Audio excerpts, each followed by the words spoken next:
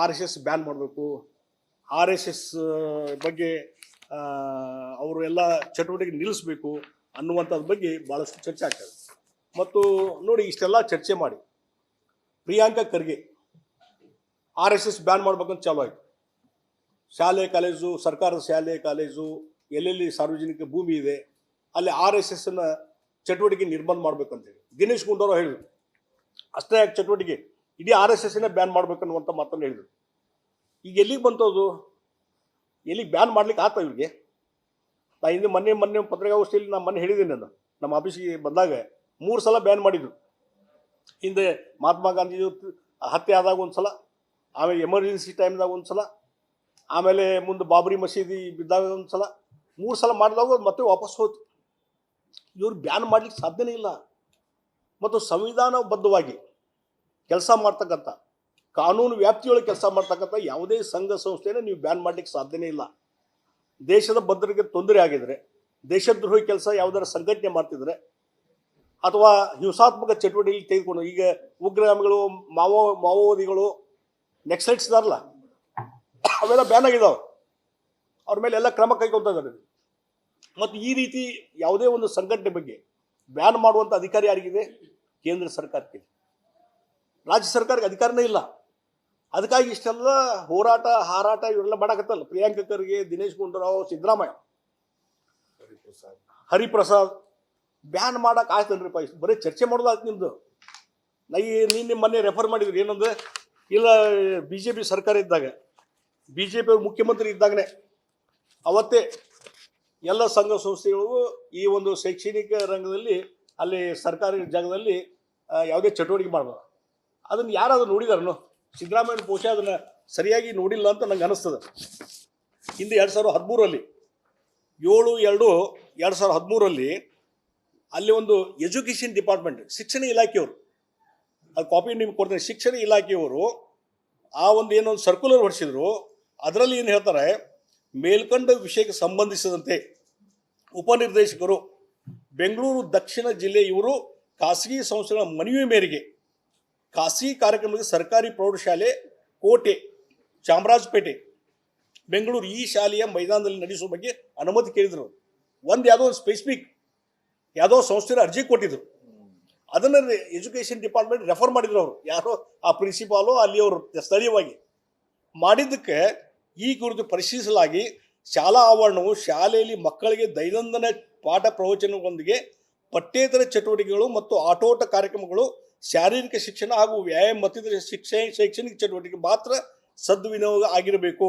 ಆದ್ದರಿಂದ ಶಾಲಾ ಮೈದಾನ ಆವರಣವನ್ನು ಯಾವುದೇ ಸಂದರ್ಭದಲ್ಲಿ ಯಾವುದೇ ಕಾರಣಕ್ಕಾಗಲಿ ಶೈಕ್ಷಣಿಕದ ಚಟುವಟಿಕೆಗಳಿಗೆ ಉದ್ದೇಶಗಳಿಗೆ ಬಳಸಬಾರದಾಗಿ ಹಾಗೂ ಅನುಮತಿಯನ್ನು ನೀಡಬಾರದಾಗಿ ಸೂಚಿಸಿದೆ. ಇದಾಗಿರೋದು. ಇದು ಒಂದು ಯಾವುದೋ ಸಂಸ್ಥೆಯವ್ರು ಕೇಳಿದ್ದಕ್ಕೆ ಅವರು ಎಜುಕೇಷನ್ ಡಿಪಾರ್ಟ್ಮೆಂಟ್ ಅವ್ರು ಸ್ಪಷ್ಟೀಕರಣ ಕೊಟ್ಟಿದ್ದು. ಅದೇನೋ ಕ್ಯಾಬಿನೆಟ್ ವಿಷಯ ಬಂದು ಅಥವಾ ಜಿಒ ಏನಾರ ಒಂದು ಕ್ಯಾಬಿನೆಟ್ ಡಿಸಿಷನ್ ಆಗಿ ಮುಖ್ಯಮಂತ್ರಿ ನಿರ್ಧಾರ ಮಾಡಿದ್ದು, ಕ್ಯಾಬಿನೆಟ್ ನಿರ್ಧಾರ ಮಾಡಿದ್ದು ಅಲ್ಲ. ಆಯಿತು, ಹಂಗಾರೆ ನೀವು ಇಷ್ಟೆಲ್ಲ ಆಗಿದಲ್ಲ, ಇಷ್ಟೆಲ್ಲ ಬಡ್ಕೊತಿದ್ರಲ್ಲ, ಇಲ್ಲ ಈಗ 13 ಇದು ರೆಫರ್ ಮಾಡಿದ್ವಿ ನಾವು ಅಂತ. ಆಯ್ತು, ಈಗ ನೀವೇನು ಹೊಸದಾಗಿ ಮಾಡಿದ್ರಿ? ಆರ್ ಎಸ್ ಎಸ್ ಬಗ್ಗೆ ಹೇಳ್ತಾರಲ್ಲ, ಆರ್ ಎಸ್ ಎಸ್ ಚಟುವಟಿಕೆ ಮಾಡಿಕೊಡ್ಬಾರ್ದು. ಪ್ರಿಯಾಂಕಾ ಖರ್ಗೆ ಅವ್ರದ್ದು ಏನು ಅಭಿಪ್ರಾಯ? ಲೆಟರ್ ಬರೆದಿದ್ದೇನದ್ದು, ಈ ರೀತಿ ಶಾಲೆ ಕಾಲೇಜು ಮೈದಾನದಲ್ಲಿ ಸರ್ಕಾರಿ ಇದರಾಗಿ ಆರ್ ಎಸ್ ಎಸ್ ಚಟುವಟಿಕೆ ನಿರ್ಬಂಧ ಹಾಕಬೇಕು. ಆಯ್ತು, ಅದ್ರ ಮೇಲೆ ಆರ್ಡರ್ ಮಾಡಿದ್ರಿ, ಯಾಕೆ ಮಾಡಿಲ್ಲ? ಹಂಗಾದ್ರೆ ಮಾಡಬೇಕಾಗಿತ್ತಲ್ಲ ಸ್ಪೆಸಿಫಿಕ್ ಆಗಿ. ಇದನ್ನು ರೆಫರ್ ಮಾಡೋದು ಬೇಡ. ನೀವು ಏನು ಆರ್ ಎಸ್ ಎಸ್ ಬಗ್ಗೆ ನಿಮ್ಗೆ ಅಷ್ಟು ಗರ್ಜಿದ್ರೆ, ಅಷ್ಟು ಎನಿಮಿನಿಟಿ ಇದ್ರೆ ನೀವೊಂದು ಹೊಸದಾಗಿ ಆರ್ಡರ್ ಮಾಡ್ಬೋದಾಗಿತ್ತಲ್ಲ. ಆ ಮನೆ ಕ್ಯಾಬಿನೆಟ್ದಾಗ ಬರೀ ಚರ್ಚೆ ಮಾಡಿದ್ರಿ, ಯಾಕಾಗಿಲ್ಲ ಅಂದ್ರೆ ಕಾನೂನು ರೀತಿ ಮಾಡಕ್ಕೆ ಬರೋದಿಲ್ಲ, ತೊಂದರೆ ಒಳಗಾಗ್ತೀರಿ. ಅದ್ರ ಸಲುವಾಗಿ ನೀವು ಮಾಡಲಿಲ್ಲ. ಅದಕ್ಕಾಗಿ ಈ ಆಟೋಪಾಟ ಇವೆಲ್ಲ ಬೇಡ ಅಂತ ಹೇಳ್ತೀನಿ. ಈಗ ಪ್ರಿಯಾಂಕಾ ಖರ್ಗೆ ಇಮ್ಯಾಚೂರ್ಡ್ ಇದಾನತ್ತ. ಪ್ರಿಯಾಂಕಾ ಖರ್ಗೆ ಆತನ ಮಾತು ಕೇಳ್ಕೊಂಡು ನೀವು ಹೊಂಟ್ರಂದ್ರೆ ಆರ್ ಎಸ್ ಎಸ್ ಮುಟ್ಟಕ್ಕೆ ಹೋದರೆ ಸಿದ್ದರಾಮಯ್ಯ ನೀವು ಹಾಳಾಗ್ತೀರಿ, ಇಡೀ ಕಾಂಗ್ರೆಸ್ ಪಾರ್ಟಿ ಹಾಳಾಗ್ತದೆ. ಬಹುಶಃ ನನಗನ್ಸೋ ಮಟ್ಟಿಗೆ ಇವೆಲ್ಲ ಆ್ಯಕ್ಟಿವಿಟೀಸ್ ನೋಡಿದ್ರೆ ಅಂತ್ಯಕಾಲ ಬಂದದ, ಕಾಂಗ್ರೆಸ್ಸಿನ ಅಂತ್ಯಕಾಲ ಬಂದದ, ಸಿದ್ದರಾಮಯ್ಯ ಸರ್ಕಾರದ ಅಂತ್ಯಕಾಲ ಬಂದದ. ಅದಕ್ಕೆ ಇವೆಲ್ಲ ಆ್ಯಕ್ಟಿವಿಟೀಸ್ ಮಾಡಾಕತ್ತೀರಿ. ಆ ಪ್ರಿಯಾಂಕಾ ಖರ್ಗೆ ಇಮ್ಯಾಚೂರ್ಡ್ ಪರ್ಸನ್, ಅವ್ನ ಮಾತು ಕೇಳ್ಕೊಂಡು ಮಾಡಾಕತ್ತೀರಿ. ಆದ್ರೆ ಅವ 2 ಲೆಟರ್ ಬರೆದಿದ್ದಾನ ಸರ್ಕಾರಿ ಇದರಲ್ಲಿ ಜಾಗದಲ್ಲಿ ಏನು ಮಾಡಬಾರ್ದಂತ. ಆಯ್ತು, ಅದ್ರ ಬಗ್ಗೆ ಏನು ನಿರ್ಧಾರ ತೊಗೊಂಡ್ರಿ ನೀವು? ಇನ್ನೂವರೆಗೆ ನಿರ್ಧಾರ ತೊಗೊಳ್ಳಿಲ್ಲ. ಮತ್ತು ಇನ್ನೊಂದು ಲೆಟರ್ ಬರ್ದಾನ, ಯಾರೇ ಸರ್ಕಾರಿ ನೌಕರನು ಯಾವುದೇ ರಾಜಕೀಯ ಪಕ್ಷದ ಅಥವಾ ರಾಜಕಾರಣದಲ್ಲಿ ಭಾಗವಹಿಸುವಂಥ ಯಾವುದೇ ಸಂಘ ಸಂಸ್ಥೆಯ ಸದಸ್ಯನಾಗಿರತಕ್ಕದ್ದಲ್ಲ ಅಥವಾ ಅವುಗಳೊಂದಿಗೆ ಅನ್ಯತಾ ಸಂಬಂಧ ಹೊಂದಿರತಕ್ಕದ್ದಲ್ಲ ಅಥವಾ ಯಾವುದೇ ರಾಜಕೀಯ ಚಳುವಳಿ ಅಥವಾ ಚಟುವಟಿಕೆಗಳಲ್ಲಿ ಭಾಗವಹಿಸತಕ್ಕದ್ದಲ್ಲ, ಅದರ ಸಹಾಯಾರ್ಥ ವಂತಿಗೆ ನೀಡತಕ್ಕದ್ದಲ್ಲ. ಆದ್ದರಿಂದ ರಾಜ್ಯದ ಸರ್ಕಾರಿ ಅಧಿಕಾರಿ ಮತ್ತು ನೌಕರರು ರಾಷ್ಟ್ರೀಯ ಸ್ವಯಂ ಸೇವಕ ಸಂಘ ಹಾಗೂ ಇತರ ಸಂಘ ಸಂಸ್ಥೆಯಲ್ಲಿ ಹಮ್ಮಿಕೊಳ್ಳುವ ಕಾರ್ಯಕ್ರಮಗಳು ಹಾಗೂ ಚಟುವಟಿಕೆಗಳಲ್ಲಿ ಭಾಗವಹಿಸುವುದನ್ನು ಕಟ್ಟುನಿಟ್ಟಾಗಿ ನಿಷೇಧ ಮಾಡಬೇಕು. ಇದು ಲೆಟರ್ ಬಂದ. ಇದ್ರ ಬಗ್ಗೆ ನಿರ್ಧಾರ ತೊಗೊಂಡ್ರೆ ಮನೆ ಕ್ಯಾಬಿನೆಟ್ ಇದಾಯ್ತಲ್ಲ ಮೀಟಿಂಗು, ಆ ಕ್ಯಾಬಿನೆಟ್ ಮೀಟಿಂಗಲ್ಲಿ ಇದ್ರ ಬಗ್ಗೆ ನೀವು ನಿರ್ಧಾರ ತೊಗೋಬೇಕಾಯ್ತಲ್ಲ, ಯಾಕೆ ತಗೊಳ್ಳಿಲ್ಲ? ಯಾಕಂದ್ರೆ ಆ ಅಧಿಕಾರ ಇಲ್ಲ ನಿಮಗೆ. ಸಂವಿಧಾನ ರೀತಿ ಆ ರೀತಿ ನಿಷೇಧ ಮಾಡ್ಲಿಕ್ಕೆ ನಿಮಗೆ ಅಧಿಕಾರ ಇಲ್ಲ. RSS ಸಂವಿಧಾನಬದ್ಧವಾಗಿ ಕಾನೂನುಬದ್ಧವಾಗಿ ಇವತ್ತು ಚಟುವಟಿಕೆ ಮಾಡುವಂಥದ್ದು, ಸಾಂಸ್ಕೃತಿಕ ಚಟುವಟಿಕೆ ಮಾಡುವಂಥದ್ದು ಅಷ್ಟೇ ಅಲ್ಲ, ಯುವಕರಲ್ಲಿ ವ್ಯಕ್ತಿತ್ವ ನಿರ್ಮಾಣ ಮಾಡುವಂಥ ಕೆಲಸ, ರಾಷ್ಟ್ರ ನಿರ್ಮಾಣ ಮಾಡುವಂಥ ಕೆಲಸವನ್ನು ಇವತ್ತು ಯಾರು ಮಾಡ್ತದೆ? RSS ಮಾಡ್ತದೆ. ಅದಕ್ಕಾಗಿ ಆ ರೀತಿ ನಿರ್ಬಂಧ ಮಾಡಲಿಕ್ಕೆ, ಬ್ಯಾನ್ ಮಾಡಲಿಕ್ಕೆ ನಿಮ್ಗೆ ಅಧಿಕಾರ ಇಲ್ಲ.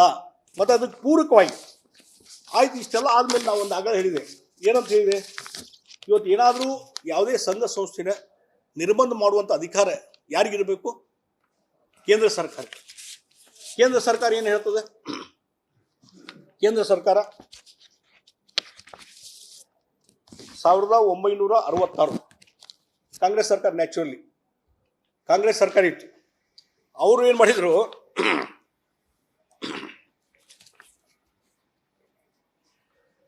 30th ನವಂಬರ್ ಆಯ್ತು. ಅದು ನೀವು ಇದೆಲ್ಲ ಮುಗಿದ್ಬೇಕು ಕ್ವಶನ್ ಕೇಳಿದ್ರೆ ನಾವು ಹೇಳ್ತದಕ್ಕೂ. ಈಗ 30th ನವಂಬರ್ 1966 ಗೌರ್ಮೆಂಟ್ ಆಫ್ ಇಂಡಿಯಾದ ಒಂದು ಸರ್ಕ್ಯುಲರ್, ಆಫೀಸ್ ಮೆಮೊರಂಡಮ್, OM ಅಂತಾರೆ ಅದಕ್ಕೆ. ಅಲ್ಲೇನು ಬರ್ತಾರ, association of government servants with activities of RSS ಜಮಾತೆ ಇಸ್ಲಾಂ, ಎರಡು ಸಂಸ್ಥೆ ಹೆಸರು ರೆಫರ್ ಮಾಡ್ತಾರೆ. ರೆಫರ್ ಮಾಡಿ ಇಲ್ಲಿ ಬಾಡಿ ಆಫ್ ದಿ ಉಳಿದಿಲ್ಲ ನಾನು ಕೇಂದ್ರ ಸರ್ಕಾರಕ್ಕೆ ಅಧಿಕಾರ ಇತ್ತು ಅಂತ ಇಶ್ಯೂ ಮಾಡಿ. ಆಮೇಲೆ ಇವತ್ತೇನದ ಪೊಸಿಷನ್ನು, ನರೇಂದ್ರ ಮೋದಿ ಸರ್ಕಾರ ಬಂದ ಮೇಲೆ, ಕೇಂದ್ರದ ಸರ್ಕಾರ ಬಂದ ಮೇಲೆ ಇಲ್ಲಿ 9th ಜುಲೈ 2024 ಅದು ಕಾಪಿನೂ ಕೊಡ್ತೀನಿ ನಿಮಗೆ, ಅದರ ಕಾಪಿ ನಾವು ಕಾಪಿನೂ ಕೊಡ್ತೀನಿ. 9th July 2024 office memorandum subject participation of the government servants in the activities of the RSS regarding the undersigned is directed to refer to the OM number so and so dated 30/11/1966 ಅದು refer ಮಾಡ್ಯಾರ. and another number dated 25/7/1970 and another OM so and so numbers dated 28/10/1980 ಮೂರನ್ನು refer ಮಾಡಿ ಅದಕ್ಕೆ ಸ್ಪಷ್ಟೀಕರಣ ಏನು ಹೇಳ್ತಾರೆ, the aforesaid instructions have been reviewed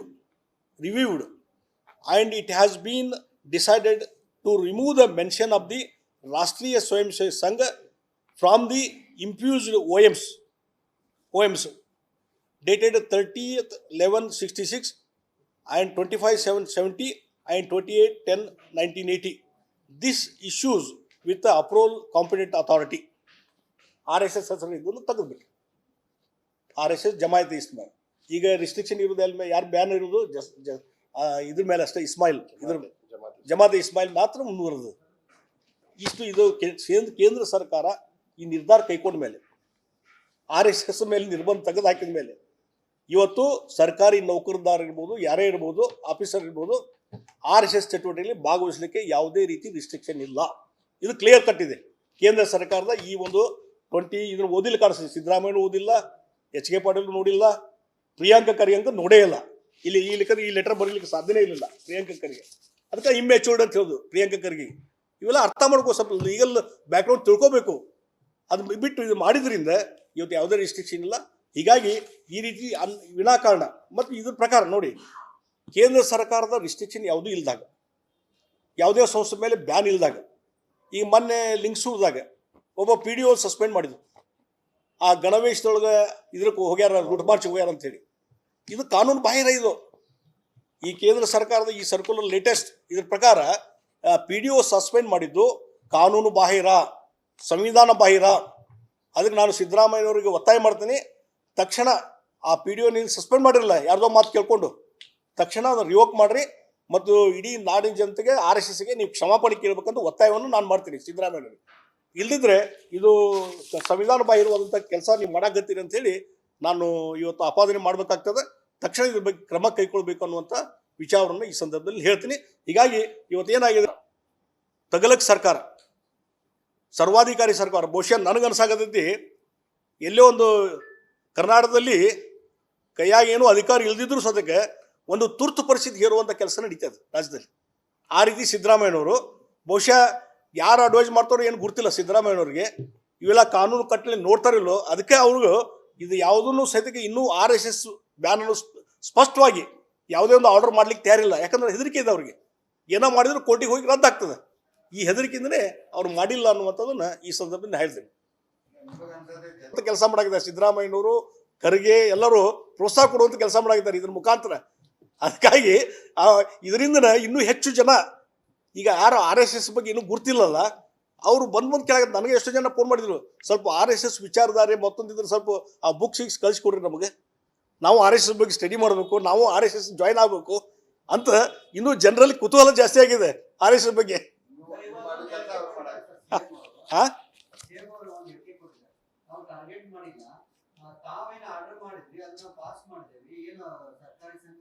ಅದು ಯಾಕೆ ಬೇಕಾಗಿತ್ತು,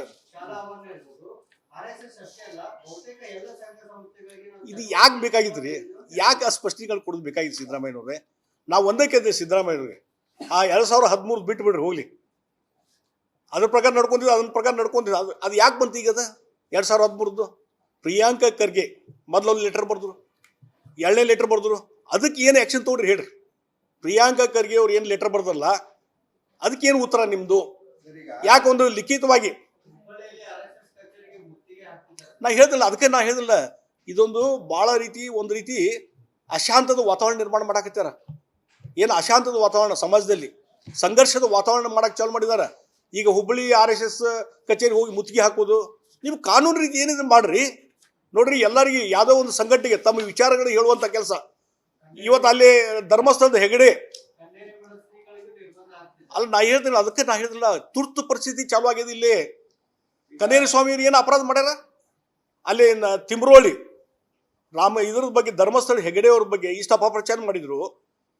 ಇದ್ರ ಯೂಟ್ಯೂಬ್ ಮುಖಾಂತರ ಮತ್ತೊಂದು ಸ್ಟೇಟ್ಮೆಂಟ್ ಕೊಡೋದು, ಬೆಳಗಿಂದ ಸಾಯಂಕಾಲ ಅವ್ರು ಅಷ್ಟು ಅಪಪ್ರಚಾರ ಮಾಡಿದ್ರೆ ಅವ್ರು ಒಬ್ಬರನ್ನ ಇವತ್ತು ಅರೆಸ್ಟ್ ಮಾಡೋಕ್ಕಾಗಿಲ್ಲ ನಿಮಗೆ. ಅಲ್ಲಿ ಮತ್ತೊಂದು ಎಲ್ಲಿ ನಿರ್ಬಂಧ ಮಾಡಿದ್ರೆ ಅವನ್ನ ತಿಮ್ರೋಡಿನ ಮಾಡಿ ಇನ್ನೂ ಅಲ್ಲಿಂದ ಎಕ್ಸಿಕ್ಯೂಟ್ ಮಾಡ್ಲಿಕ್ಕೆ ಆಗಿಲ್ಲ ನಿಮಗೆ. ಇನ್ನೂ ಅಲ್ಲಿ ಮಂಗಳೂರು ಉಡುಪಿಯಲ್ಲಿ ಇದೆ ನಾವು ತಿಮ್ರೋಡಿ. ಅಂದರೆ ನಿಮಗೆ ಯಾರು ಬೇಕು ಅವ್ರು ರಕ್ಷಣೆ ಮಾಡೋದು. ಈಗ ಕನ್ನೇರಿ ಮಠ ಸ್ವಾಮೀಜಿಯವ್ರನ್ನ ಅವ್ರ ಮೇಲೆ ನಿರ್ಬಂಧ ಹೇರುವಂಥದ್ದು ಏನು ಅನಾಹುತ ಮಾಡಿದಾರೆ ಅವರು. ನೋಡಿ, ಒಂದು ನಾನು ಹೇಳ್ತೀನಿ,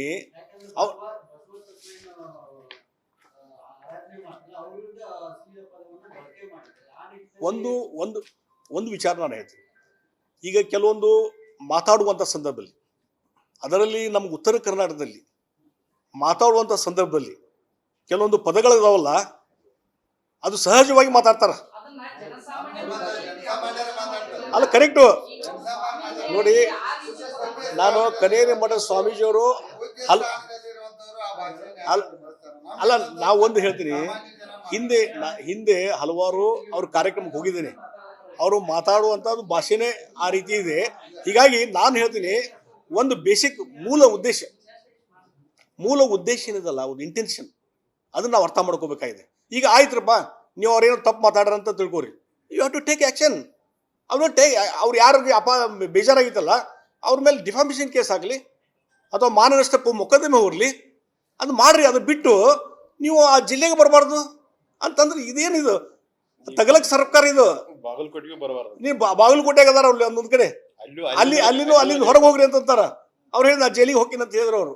ಅಂದ್ರೆ ಈ ರೀತಿ ತಗಲಕ್ ದರ್ಬಾರ, ಯಾರು ಹಿಂದೂ ಸಮಾಜ ಬಗ್ಗೆ ಮಾತಾಡುವಂಥ ವ್ಯಕ್ತಿಗಳ ಬಗ್ಗೆ ಈ ರೀತಿಯಂಥ ನಡವಳಿಕೆ, ಇದೆಲ್ಲ ಏನಾಗ್ತದೆ, ಒಂದು ತಗಲಕ್ ಸರ್ಕಾರ. ಮತ್ತು ಇದ್ರ ಮುಖಾಂತರ ಸಮಾಜ, ಈಗ ನೋಡಿ, ನೀವು RSS ವಿಚಾರದಾಳಿಗೆ ನೀವು ಒಪ್ಪಿಲ್ಲ ಅಂತಂದ್ರೆ ನೀವು ಡಿಬೇಟ್ ಮಾಡ್ರಿ, ಕೋರ್ಟ್ಗೆ ಹೋಗಿ ಕೇಸ್ ಫೈಲ್ ಮಾಡ್ರಿ, ರಿಸ್ಟ್ರಿಕ್ಷನ್ ಹಾಕಿರಿ, ಬ್ಯಾನ್ ಮಾಡ್ರಿ. ಅದು ಬಿಟ್ಟು RSS ಕಚೇರಿ ಮುತ್ತಿಗೆ ಹಾಕುವಂಥದ್ದು ಏನೋ ಒಂದು ಚಿಲ್ಲರ್ ಕೆಲಸ ಅದಲ್ಲ. ಬಹುಶಃ ಇದನ್ನು ಯಾರೂ ಒಪ್ಪೋದಿಲ್ಲ. ಈ ರೀತಿ ನಿಮ್ಮ ನಡವಳಿಕೆ, ಅಲ್ಲಿ ಬೆಂಗಳೂರು RSS ಕಚೇರಿಗೆ ಹೋಗಿ ಮುತ್ತಿಗೆ ಹಾಕ್ತೀರಿ, ಇಲ್ಲಿ ಮುತ್ತಿಗೆ ಹಾಕ್ತೀರಿ, ಇದೇನಾಗಿದೆ, ಇದರ ಅರ್ಥ ಏನಾಗ್ತಂದ್ರೆ ಕಾಂಗ್ರೆಸ್ ಸರ್ಕಾರ ಅಂತ್ಯಕಾಲ ಬಂದದ, ಮುಗಿಲಿಕ್ಕೆ ಬಂದದ. ನ್ಯೂಸ್ ಫಸ್ಟ್ ನಿರ್ಭೀತಿಯಿಂದ ನಿಮ್ಮ ಪರವಾಗಿ.